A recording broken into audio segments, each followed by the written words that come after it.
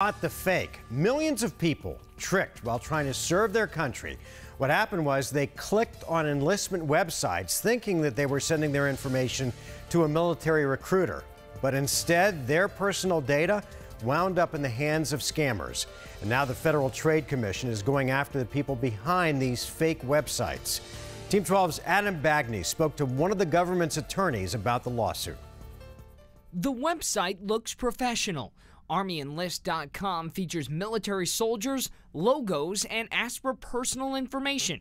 But the FTC says the info didn't go to recruiters and wasn't sanctioned by the government.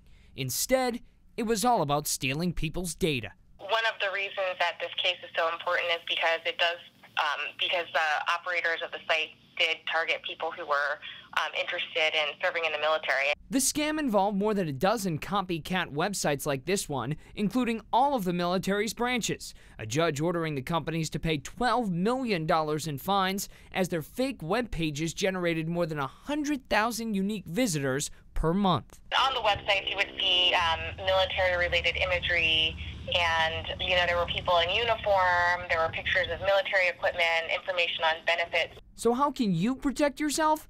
Experts say make sure the website is associated with an official government webpage and never enter your information anywhere online unless you know where it's going. Be on the lookout for government imposter scams, especially when they're submitting their personal information online, to try and do as much digging and research about the website that they're on as possible to make sure that they're not submitting their information to a bad actor. Adam Bagney, 12 News.